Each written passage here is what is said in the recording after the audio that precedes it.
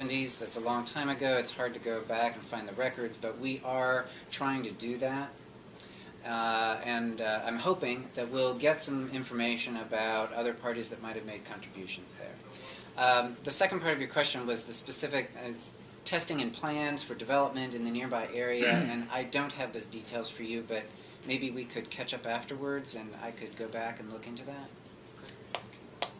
Excellent. David. A couple of questions. First for Sean.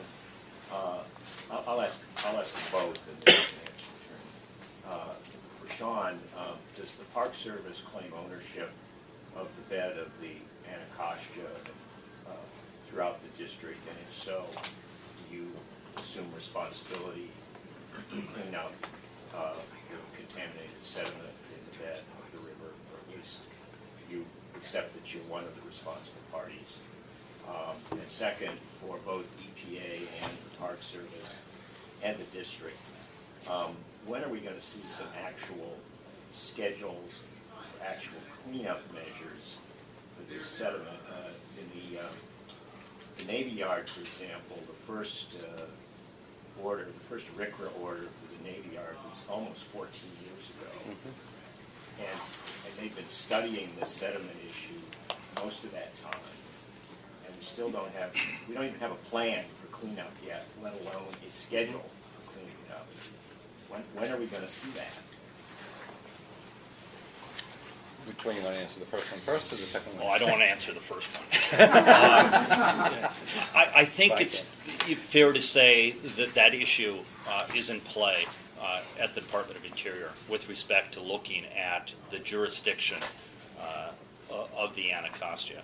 I think the focus of our discussion today was, the Washington Gas, Kenilworth, and Poplar Point sites, which don't raise that issue of whether or not the United States, what authority, what responsibilities have over the broader Anacostia. So I'm not prepared and won't be the spokesperson for the department on that issue. You guys haven't taken a position on that at all? Not to my knowledge with respect to the Superfund response in the river. And my bailiwick is the Superfund response related to these three toxics. So, so I guess I'm not aware of a determination by the solicitor with respect to that legal issue.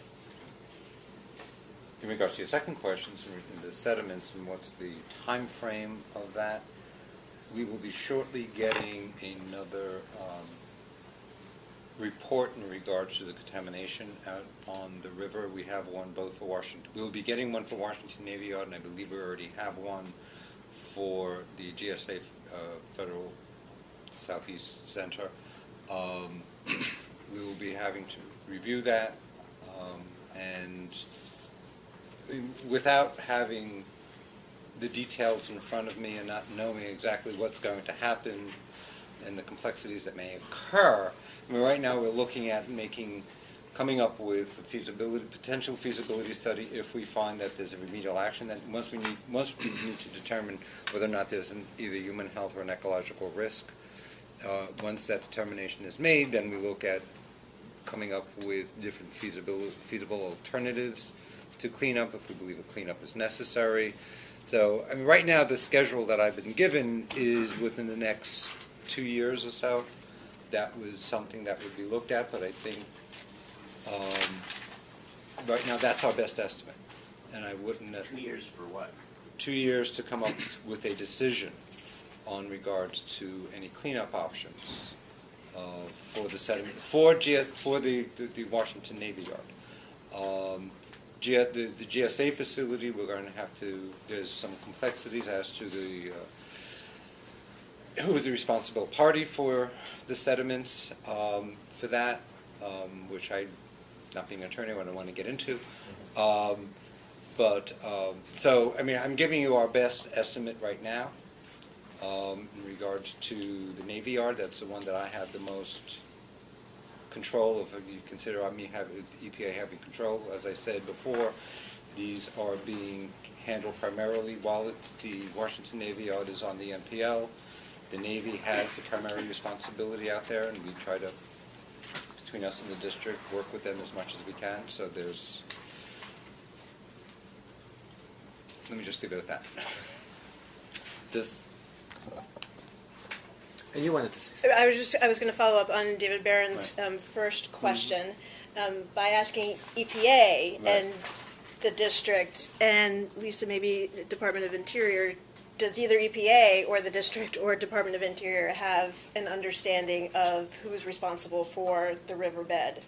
If it's the Park Service or if it is another agency. And I'll just point out to folks on the map, the red spots, which are the toxic hotspots in the sediment, in the riverbed that you see that are suspiciously close to the 6 sites that you see, land sites that you also see.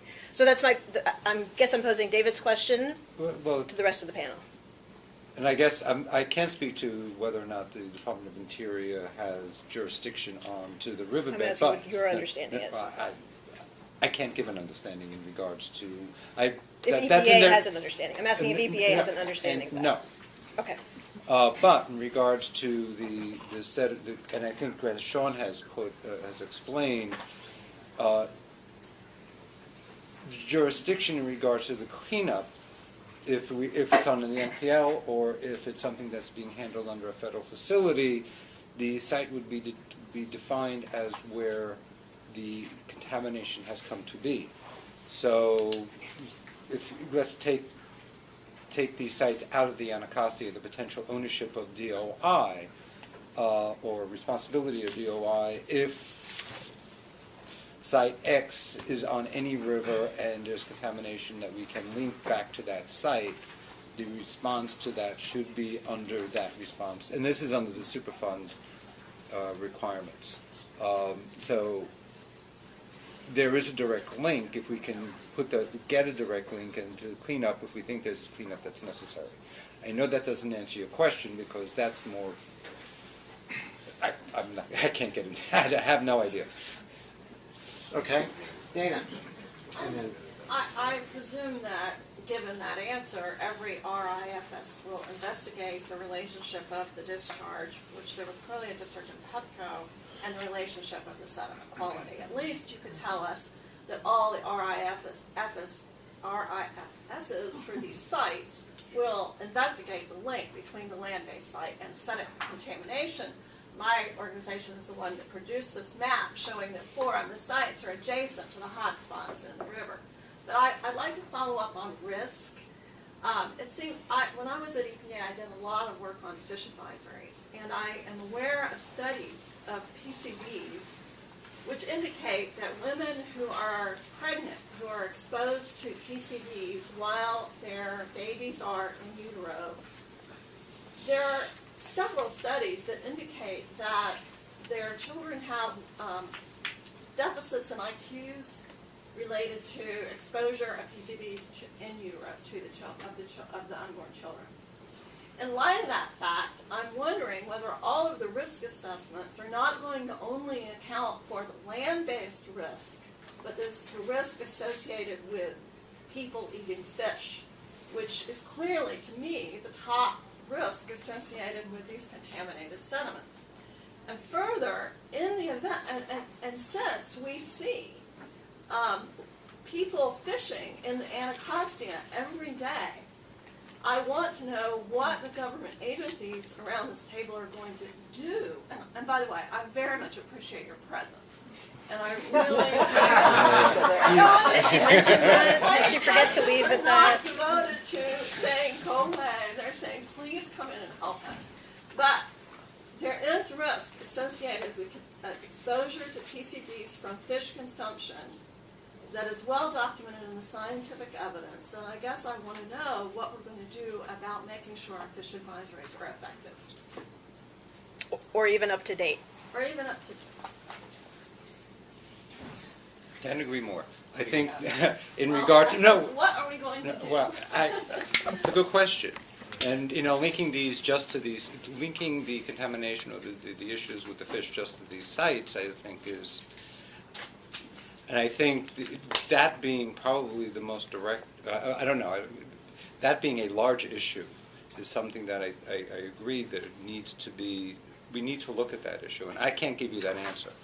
I think there are a lot of jurisdictions in regards to fish advisories, but I think that's something we should be looking at more. I do recall an incident when I was at EPA where the state of Michigan failed to issue an advisory just on the same point. The EPA issued an advisory in the state of Michigan. But I'm hoping that Paul will tell me that you guys are going to work on the fish advisories. Yes, we are working on a fish advisory now. I don't know the exact status, but I know that late winter, early spring was a time frame for them to wrap up their efforts. So that is an ongoing effort that is underway, so stay tuned for that. A couple of other points that I can make. Yes, there will definitely be an investigation of contaminants in the sediment and how they got to be there. So if there is a link between, the operation on the land and the contaminants in the sediment, presumably the RIFS will bring that out. And then the other point I wanted to make, Dana, in response to what you said, was that I think it's really due to the efforts of the community groups and the local environmental groups that have made all of the parties now on the lower Anacostia aware of fish consumption in the Anacostia. So I view that as a huge step forward. I think that because of those efforts now, fish consumption will be a big factor in risk assessments that are performed.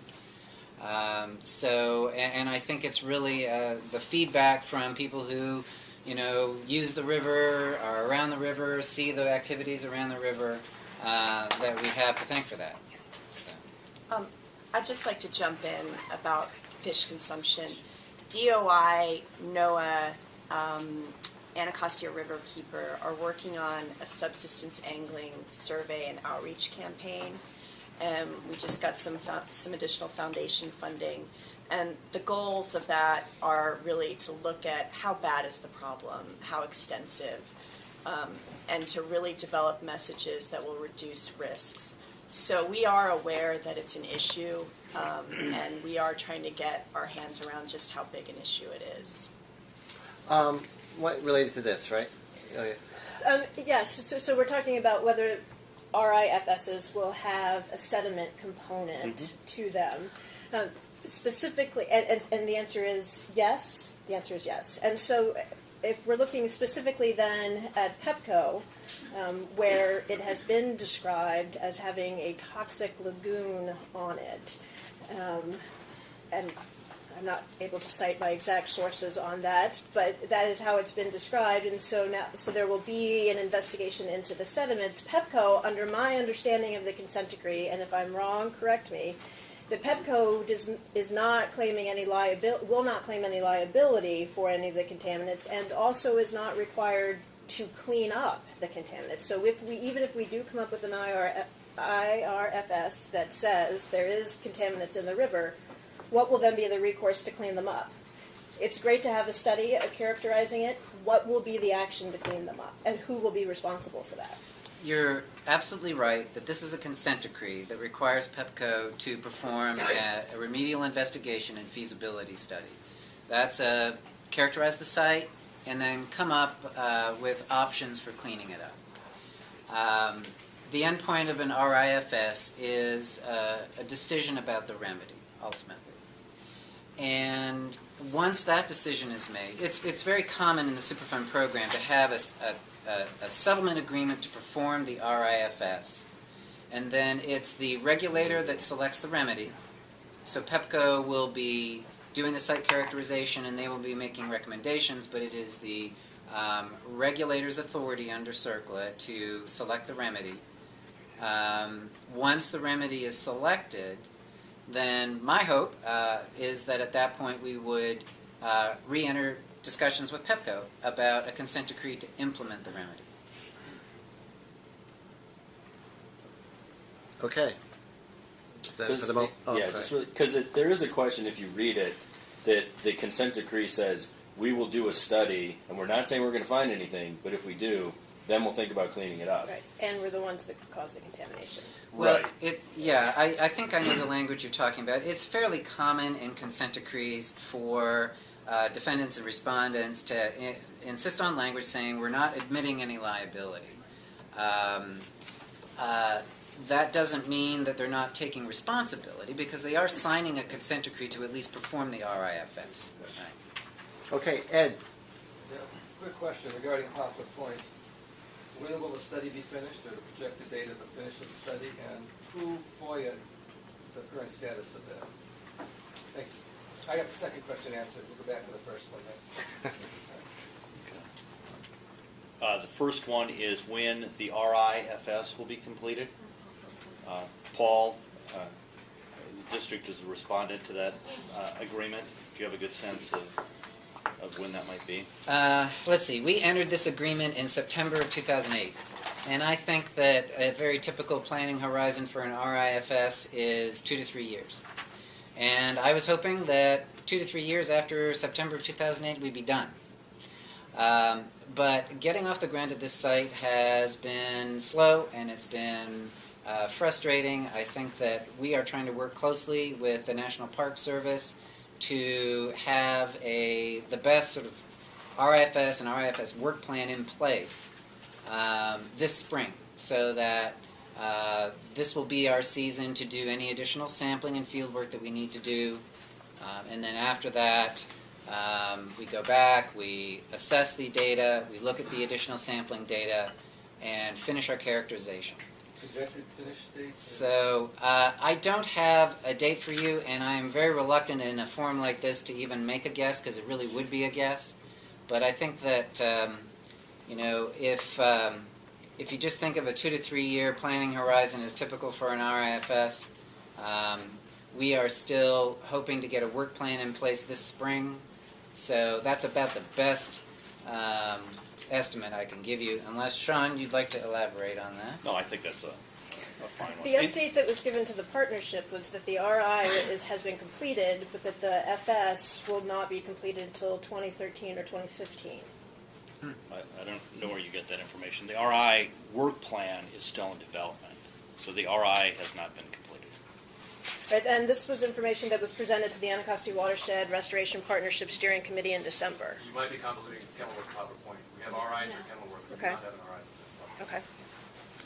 Okay, someone in the back? Yes. Yeah, what's the status of the city's enforcement efforts, if any, at the Kenilworth site? I think the city had previously committed to a December 2010 deadline to enter into some kind of enforceable agreement with responsible parties there. Can you tell me where things stand now?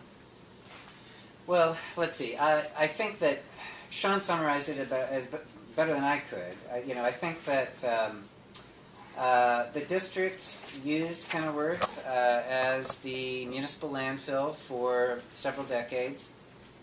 Those operations ceased in the 70s. The property's been under the jurisdiction of the Department of Interior for a long time. The National Park Service has been working towards a proposed plan for a remedy, the culmination of an RIFS. And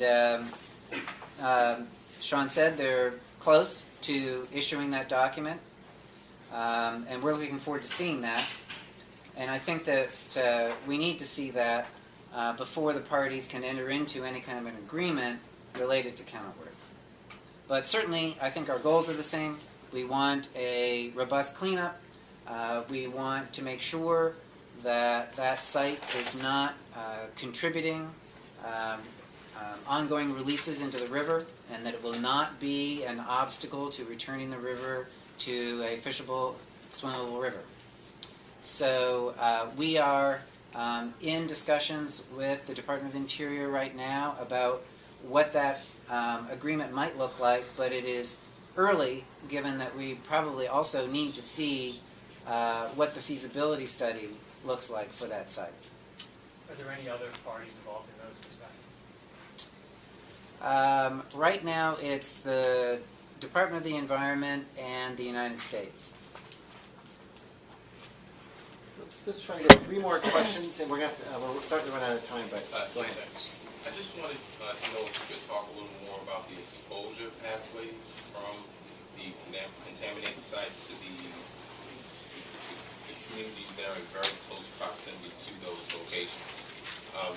Through things that I've heard and articles that I've read, I don't get a sense that there's a lot of information that kind of spells that out. And I think that that's one of the keys to getting more communities involved and educated about this topic. And that could go to any one of the three of the authorities. I'm looking at my colleagues here, but nobody's stepping up. Well, if So I think that that is a great question, and usually the risk assessments for a site, that is, what is the risk posed by any contamination at a site, that is usually performed during the RIFS. And one of the reasons you might not have seen a lot of risk information, and there's some exceptions, but if a site is early in the Superfund process, it might be that the risk assessment isn't done. And I know that that is the case for a number of the sites that have been discussed today. Washington Navy Yard is a little further down the road. They do have some risk assessment information there. Do you want to? Yeah, I'll jump in. I don't know the details of the risk assessment for the Washington Navy Yard, but just to give you until we know what the extent and nature of contamination is, and the pathways, the potential pathways for either human or ecological receptors, then we develop the risk assessment. And what we would normally do at a site, like similar to Navy Yard, we'll do a triage of the different sites or the different avenues that we may expect, and look to see if there's an imminent endangerment, to see if there's something we need to do now. And in a couple of places in Washington Navy Yard, the Navy has taken some initial removal actions out of the site to try to stop some of them. One being taking the sediments out of the sewer line and lining it so contaminated groundwater wouldn't have a direct path into the Anacostia. So it's usually, Paul's right, it's usually towards the tail end of the remedial investigation when we've been able to characterize the nature and extent of the contamination. Then we look at the ecological and human health risk assessments, and then we would be able to have a better understanding. But if there's something that's imminent, we would normally take an action in order to remove that risk. And so because you, at this time, you don't know what the potential impacts could be on communities that are in very close proximity to these sites, would that be sort of a motivation to kind of speed this process along? But yes. Because we don't want to get into a situation. Right. Why don't you describe some of the things that you found all over the country that are likely pathways into the community, regardless of whether they may or may not occur here? I think the community ought to know the kinds of things to look for.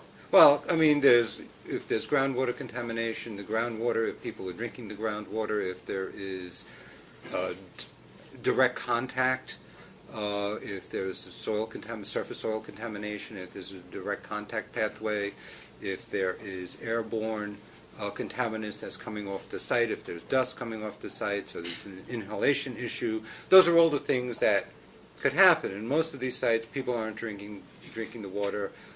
Most, if not all, of these sites have not been out to all of them, but most, if not all, of these sites, there is no or limited direct contact. There may be some, I don't know. And in regards to airborne, yeah, and I don't think in regards to, and I can't speak to those. I mean, I think if we felt that there was an imminent endangerment at this point in time, we would have tried to take care of some action. But I can't speak to exactly what, for all of these sites, or specifically, or even for the ones that we have direct involvement in, whether or not we believe there's a direct pathway there. The National Park Service. Excuse me, but fish consumption would be a pathway too, Yes. from the river. The National Park Service has performed, again, like chasing the contamination in sediments. The National Park Service has performed risk analyses on the Kenilworth site. We'd be happy to give you the information contained in the remedial investigations on the Kenilworth Park, north and south. So detailed risk analyses. And I think our primary concern there was dermal exposure. If you're actively playing, but I think our assessment is that the risk at that site it needs to be addressed, but is not substantial imminent endangerment. With respect to Washington Gas, site bifurcated. The terrestrial remedy, again, our concern was dermal exposure there. If you're on that site on a daily basis, or if you dig in subsurface soils, there's going to be a risk component. The National Park Service has done detailed risk analyses on the former National Park Service site, the 4.2 acre site. We're happy to provide you the detailed, comprehensive Superfund risk assessments with respect to that. With respect to Poplar Point, we're still early in the process. The remedial investigation will have a detailed ecological and human health risk assessment, and that will be available once we do the work plan and once we do another round of sampling. And just to follow up on that point, you'll find the Kenilworth RIs and the Washington Gas documents through the record decision in the administrative record file at Park Head. So those are available for public review. Is it online? It is not on them. Can we get it online? I figured that out. We're working on that. Why don't you send any kind of that information? You can send it to me, and I'll put it up on the report on these presentations. There'll be some links, maybe, to some of that kind of information. Anything you can find. Let me just get Brent, and then you. I just want to make a specific quick response on the risk, the exposure pathways, which is an excellent question. It was also raised by Dana. I mean, one of the things we see is assessing a park for dermal exposure is great, but the park borders the river, and I have seen hot, sweaty soccer players climb down that retaining wall into the river to swim, to cool off, to wash their faces. The Washington Gas site is right next to motorboat clubs. It's right next to rowing clubs. So, I mean, that's why the link, it's more than just the land. It's more than just dermal exposure on the land. That pathways into the river is vital because that's where people are getting in touch with this. So is there a potential for these studies to be expanded beyond just the immediate exposure, but to exposure through air and water? In these risk analyses, and I don't have a detailed knowledge of the underlying one with respect to Kenilworth, but my understanding is we looked at all potential exposure pathways. With respect to the Washington Gas site, recall one of the things that we're asking Washington Gas in the context of the consent decree is to do an RI with respect to the sediments, the exposure of the water and the sediments, and looking at multiple pathways. Fish consumption might be a component of that ecological and human health risk. Swimming in the river would definitely be a risk exposure. But one of the things that I think you need to understand, if we today cleaned up all the sites, if today we cleaned up the sediments associated with these sites, that river would not still be cleaned up. There are a lot more sources to the contamination in that river than these three sites, which I think are in looking at the overall insults to the river, the contamination going in it, it's not going to make the water drinkable and swimmable right away. So I think that so you got to realize that. Right. That these aren't it's a great start, but these aren't cleaning up these sites is not going to make that river pristine. I mean, that's something that I think we need to. There's a lot of pieces to the puzzle. I totally agree with you. This is a big piece, though. This is a big piece. With the human health risk associated with Well, it. and I think the other ones are really good. Yeah, if we. Just clarify when you Oh, wait, say wait, that, one second. it's just a quick question. Yeah. Do you mean Okay. that cleaning up the top, there will still be problems with contaminated sediments that are contaminated with toxins? Or do Well, I you think just mean I'm thinking about the overall pollution problems? the overall health of the river has a lot of other have CSOs. There's a lot of other things coming in. Air deposition is a huge issue, so there's more than just these sites. And that's all I was just trying to get. Okay. What I'm going to do is there's 5 people I saw with hands up. I want to try to get everyone. I want to be very brief. I'll be very brief. Yeah.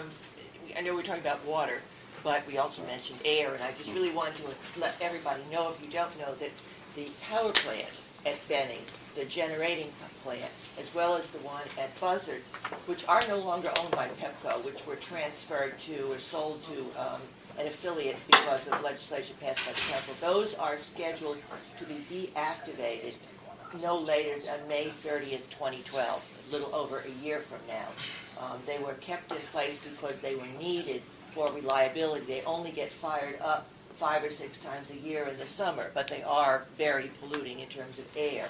We have at the commission authorized and overseen the construction of high-capacity transmission lines so that they will no longer be needed for those peak times in the summer, and they will be closed by their owners, which is Potomac Power Resources, within about a year. So Okay.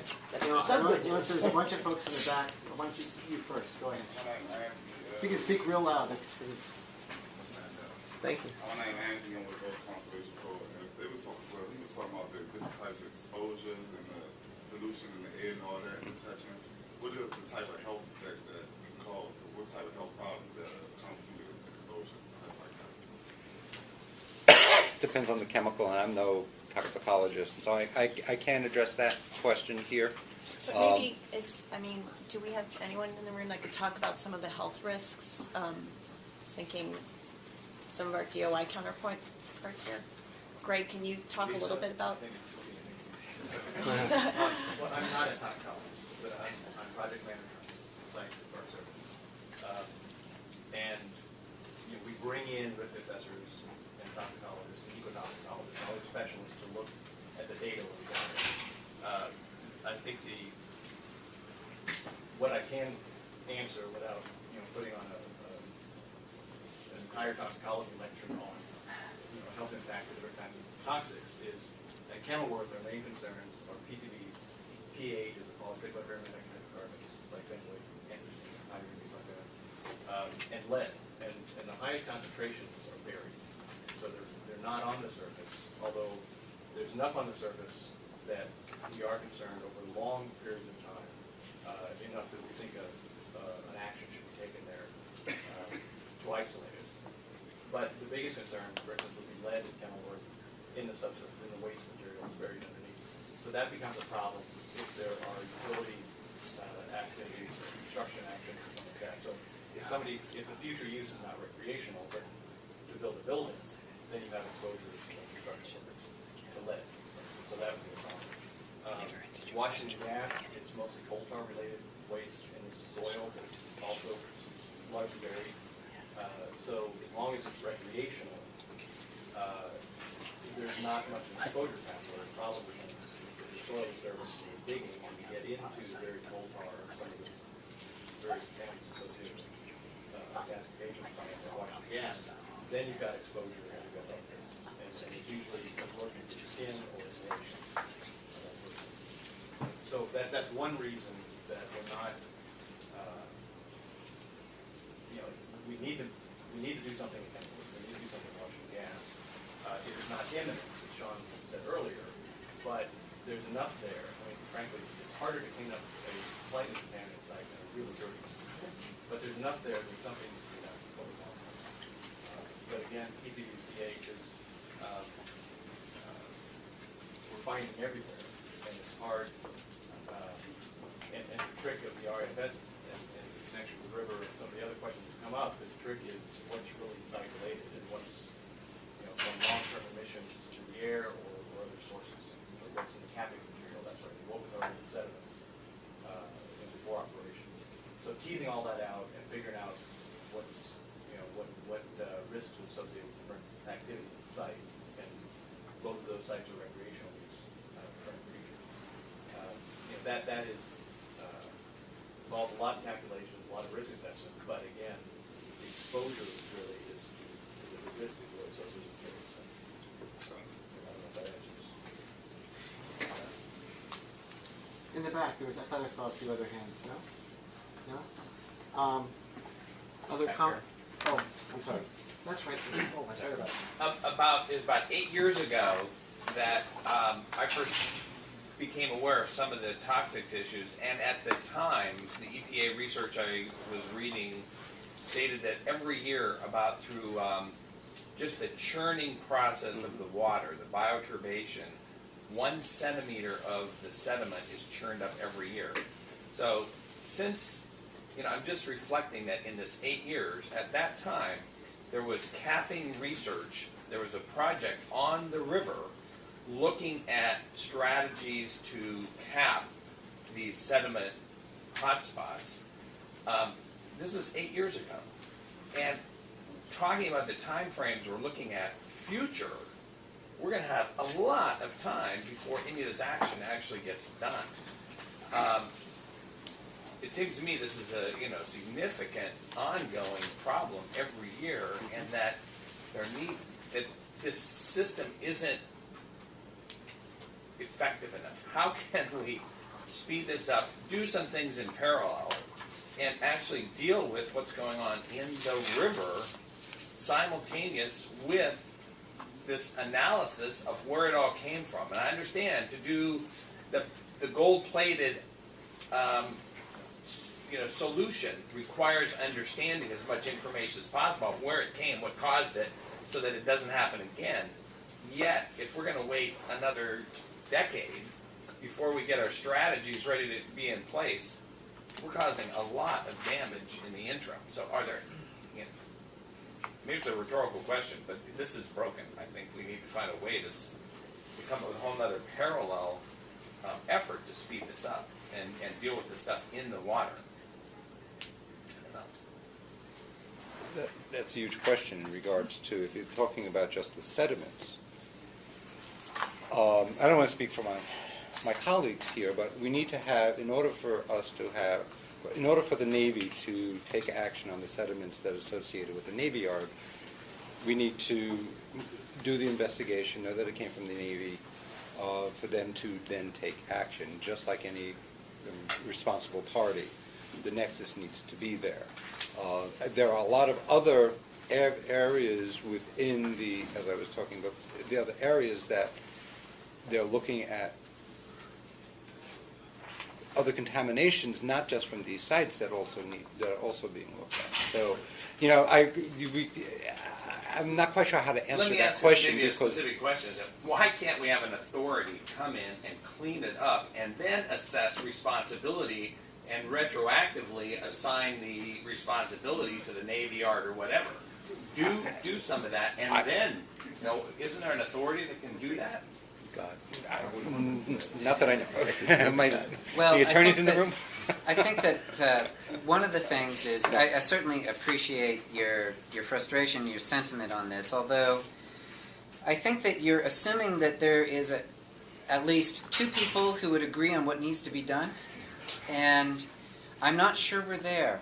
I think that I hear different people. I've heard some people say, my mind's made up. I think we need to know what needs to be done, and let's just go and do it, right? Along the lines of what you suggested. But then, in the work that I've done over just a relatively short period of time, my sense is that most people believe that more characterization work needs to be done before we have the information to make sound decisions about what to do with the sediment.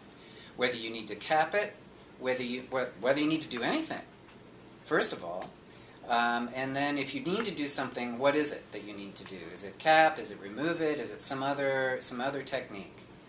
And in order for us to get there, we're going to need, I think, much better studies and more information than what we have now. Okay, I'd like to, I need to kind of shut this down a little bit. Just 1 second, Jackie. I've been working at the DC Environmental Network for about a decade now, and I worked under the Williams administration and under the Fenty administration, and now under our new mayor, Mayor Gray, who we supported. But there's a real frustration in that, quite frankly, and I do appreciate you guys all work very hard on this stuff, but I do have some major concerns.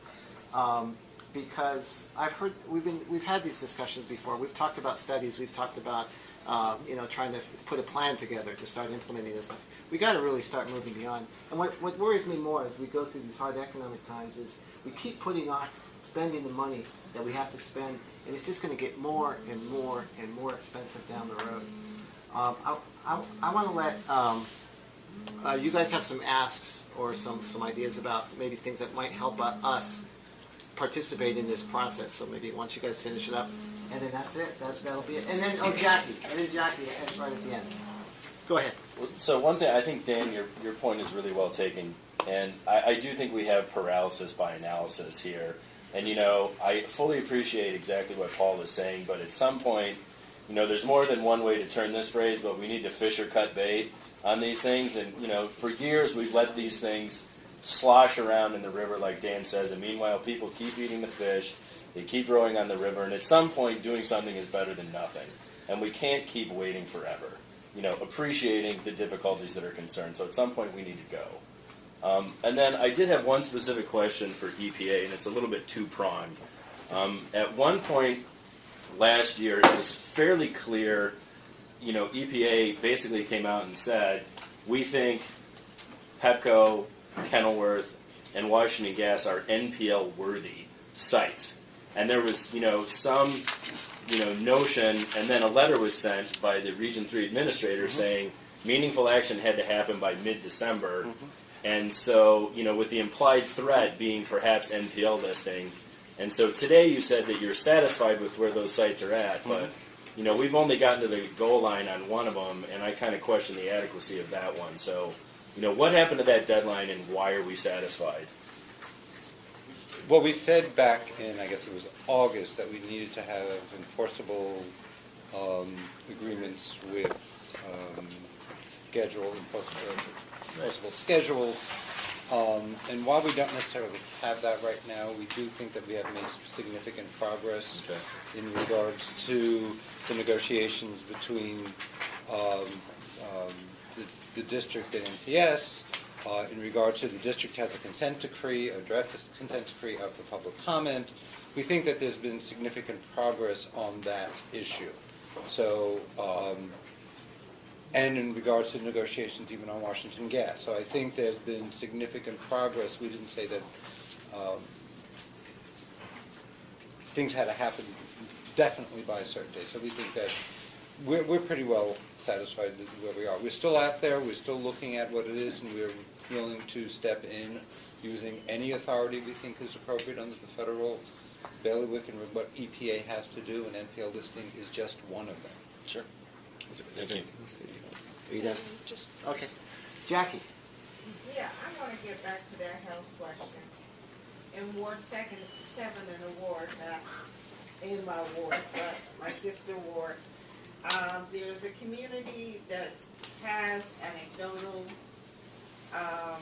evidence that there's cancer clusters in the area because of the Pepco/Marantz plant.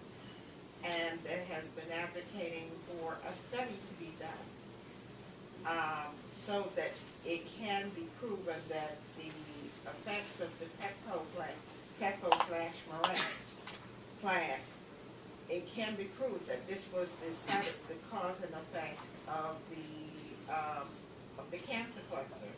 The CPS, I think, has also, which is also a city agency, has taken the unusual step of closing the school, which was not too far from the plant.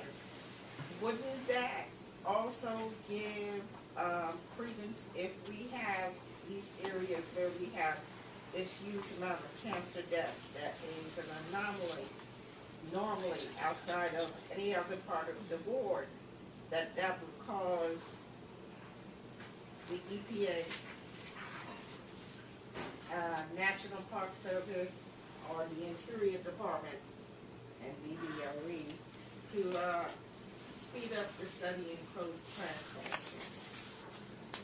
Absolutely, definitely. I mean, I think that if there is information or evidence out there of a cancer cluster, I'd love to hear more about that and maybe get some information from you about that.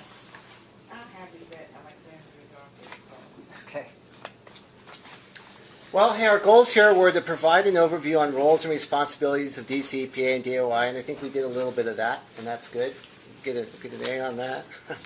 Provide updates on cleanup status and contaminant sites, and I think we did a little bit of that. And then discuss strategies and ways of improving communication and public participation on cleanup progress. So this is a tough thing. We tried to jam a lot of stuff into an hour and a half, and it's actually in almost 2 hours now. And we can have specific asks for folks. Oh, I thought that's why I looked to you before. Yes. Okay. you have some specific asks. Yeah, and so this is great that we have all been here, and great that we have all hung in here till almost 2 o'clock. And I know for you all, it's always good for me to have some homework when I leave a forum like this, if there could be some next steps so we don't just meet again in a year and have the same conversation again. So a couple of specific asks. One would be on this following up very nicely on what Jackie was talking about, and the public participation piece that we raised in the beginning.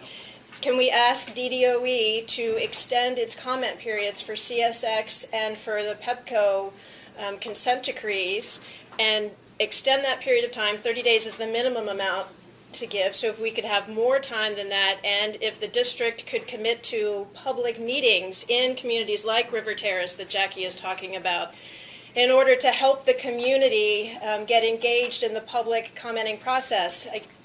Brent and I have teams of attorneys to help us do that. The average community person does not. Mr. Nottingham has talked about the administrative record, and there are documents that are in that record, and I do stand corrected. I did give the district credit for having the RI done at Poplar Point, and they have not gotten it done yet, and so I take back the credit for that. And that the FS is to come sometime around 2013, and that the FS for Kenilworth will come sometime in 2011. But if it would be possible for those documents to be online, perhaps, I think the Restoration Partnership asked about that. They might be a place to be a clearinghouse for that. I think the DC Environmental Network would offer to be a clearinghouse for that. AWS or Anacostia River Keeper would. Because going to Park Service headquarters to get those documents is no small feat for somebody who does this for a living, let alone for a community member that needs that in order to be able to comment within 30 days on a highly technical draft. So that could be... Dottie, if I can add, we will put anything we don't have any technological problems. We have a website. We can put it up instantaneously. So if you give us any documents, we will put them up. We can make that happen. That would be our, so the extending the comment period of time and putting documents up online would be our ask of our government officials. And if we could ask the community, coming up in the spring, the DC Environmental Health Collaborative is going to be hosting a community forum on the public health risks of these toxic sites. More information will be coming. It will be in the spring. I don't have a date, but we can make sure to disseminate information through this group if Chris is willing to. Yes, yes. And so if I could ask the community to come to those events, we can ask nicely and then badger our government officials to have public meetings. But if the public doesn't then attend the public meetings, our ask is in vain. So stay posted for that, and if we could turn out folks for that in the spring, that would be great as well. Excellent. And that's Janet Phoenix is working on that, right? Dr. Okay, Janet that's Phoenix. the same one that she's talking about. Great. She's in the back there. Sorry, Dr. Oh, there you Phoenix. are. I would have just let you do it. Sorry. Anything to add? No. Excellent. Great job. Sorry I'm late. Anything else from the panel? No? Are we all set? Thank you so very much for spending time with us. I really appreciate it.